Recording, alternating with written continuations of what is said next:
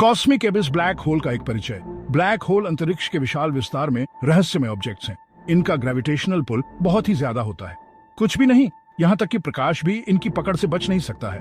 Black hole massive stars के remnants से बनते हैं। इससे एक सिंगुलैरिटी बनती है जो इन्फिनिट डेंसिटी का एक पॉइंट होता है। हम नियर बाय मैटर पर उनके इफेक्ट्स के थ्रू उन्हें डिटेक्ट करते हैं। ये पावरफुल एक्सरेज भी एमिट करते हैं क्योंकि ये सराउंडिंग मटेरियल को खा जाते हैं। ये अल्टीमेट कॉस्मिक मिस्ट्री को रिप्रेजेंट करते हैं। कॉस्मिक कैओस, एक ब्लैक होल हमारे सौर मंडल में प्रवेश करता है। आइए यूनिमैजिनेबल की कल्पना करें। एक ब्लैक होल ब्रह्मांड में एक रोग वॉन्डरर हमारे सोलर सिस्टम के पास पहुंचता है। इसकी प्रेजेंस हमें देखने से बहुत पहले महसूस की जाएगी। ग्रेविटी को यात्रा करने के लिए प्रकाश की आवश्यकता नहीं होती है। हमारे सोलर सिस्टम के आउटर एजेस सबसे पहले रिएक्ट करेंगे। ओट क्लाउड, आइसी बॉडीज का एक विशाल स्फीयर डिसरप्टेड हो जाएगा। कमेट्स अंदर की ओर हर्टलिंग होंगे। ये आइसी मैसेंजर्स आने वाले केओस के हार्बिंजर होंगे। जैसे जैसे ब्लैक होल करीब आता जाएगा, उसका इन्फ्लुएंस और ज्यादा प्रोनाउंस्ड होता जाएगा। Outer planets Jupiter, Saturn, Uranus और नेपट्यून, जिन्हें हम गैस जायंट्स के रूप में जानते हैं, इस पुल को महसूस करेंगे।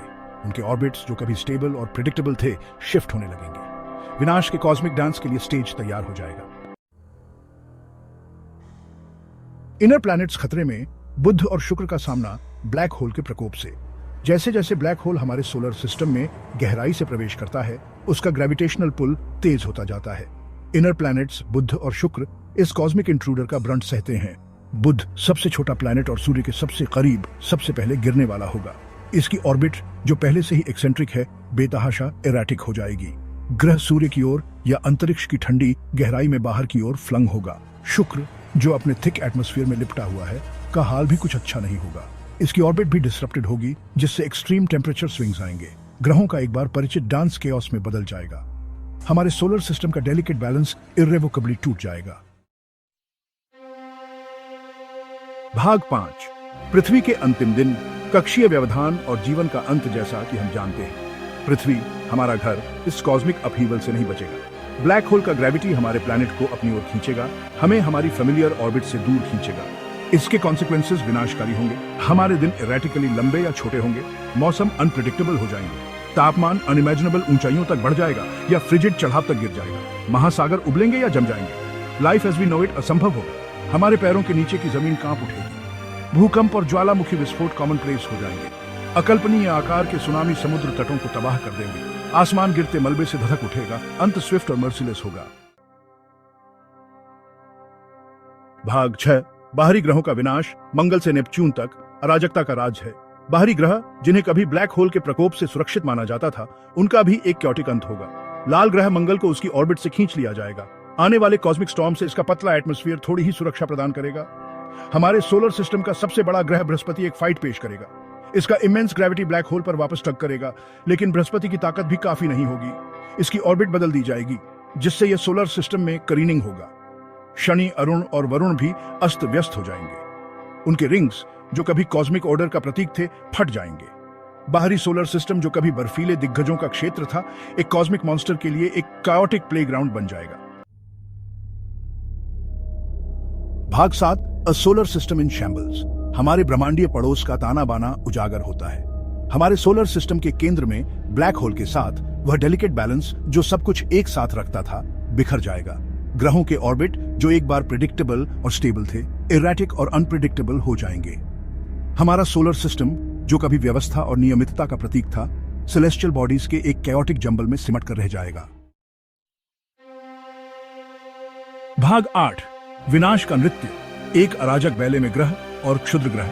जैसे ही ब्लैक होल अपने रास्ते में आने वाली हर चीज को खा जाता है, बचे हुए ग्रह और क्षुद्र ग्रह एक घातक नृत्य में फंस जाएंगे। उन्हें ब्लैक होल की ओर खींचा जाएगा। उनके ऑर्बिट हर गुजरते पल के साथ सिकुड़ते जाएंगे। ग्रहों के बीच टकराव इनएविटेबल हो जाएगा। कल्पना कीजिए कि पृथ्वी के शुक्र से टकराने या मंगल के बृहस्पति से टकराने का भयावह प्रभाव पड़ेगा। जारी की गई ऊर्जा अकल्पनीय होगी, जिससे प्रकाश की ब्लाइंडिंग फ्लैशेस ब्रह्मांड में दिखाई देगी। विनाश का यह कॉस्मिक बले तब तक जारी रहेगा जब तक कि केवल ब्लैक होल ही न रह जाए, जो उस सोलर सिस्टम का एक मौन प्रमाण है जो कभी अस्तित्व में था। भाग 9, आशा की एक किरण। जीवित रहने की असंभाव्य संभावना। इस तरह के ओवरवेलमिंग विनाश के सामने जीवन के किसी भी रूप के जीवित रहने की संभावना अविश्वसनीय रूप से स्लिम लगती है। एक्सट्रीम टेम्परेचर्स, ग्रेविटेशनल फोर्सेस और क्षुद्र ग्रहों और मलबे की निरंतर बमबारी से जीवन के किसी भी रूप के लिए इंड्योर करना लगभग असंभव हो जाएगा, जैसा कि हम जानते हैं। हालांकि ब्रह्मांड आश्चर्यों से भरा है। शायद किसी दूर के चांद की सतह के नीचे या किसी धूमकेतु के बर्फीले दिल में छिपे हुए कुछ सूक्ष्म जीवन रूपों को अस्तित्व से चिपके रहने का रास्ता मिल सकता है। ये एक्सट्रीमोफाइल्स कठोर परिस्थितियों के आदि कॉस्मिक स्टॉर्म का सामना करने और एक नए युग में उभरने में सक्षम हो सकते हैं, जबकि उनके खिलाफ ऑड्स खड़ी हैं। जीवन के रास्ते खोजने की संभावना ओब्लिवियन के सामने भी कॉस्मिक कार्नेज के बीच आशा की एक किरण प्रदान करती है। भाग 10, एक युग का अंत। हमारे सौर मंडल का अंतिम परिणाम, हमारे सोलर सिस्टम का अंतिम भाग्य। अगर एक ब्लैक होल अपने डोमेन में प्रवेश करता है तो यह एक चिलिंग विचार है। एक एक करके ग्रहों का उपभोग किया जाएगा, उनके पदार्थ और ऊर्जा को ब्लैक होल के एवर ग्रोइंग द्रव्यमान में जोड़ा जाएगा। सूर्य हमारा तारा गिरने वाला आखिरी तारा होगा। इसका विशाल आकार एक वैलियंट लड़ाई पेश करेगा, लेकिन उसकी शक्ति भी ब्लैक होल के रिलेंटलेस खिंचाव के लिए कोई मुकाबला नहीं होगी। सूर्य स्ट्रेच्ड और डिस्टॉर्टेड होगा। इसका पदार्थ, प्रकाश और ऊर्जा के शानदार प्रदर्शन में ब्लैक होल में स्पाइरलिंग होगा। सूरज के चले जाने के साथ ही हमारे सोलर सिस्टम का अस्तित्व समाप्त हो जाएगा। जो कुछ बचेगा वह डिस्टॉर्टेड स्पेस टाइम का एक क्षेत्र होगा। एक कॉस्मिक ग्रेवयार्ड उस स्थान को चिह्नित करेगा जहां हमारा तारामंडल कभी चमकता था। अंत स्विफ्ट, साइलेंट और एब्सोल्यूट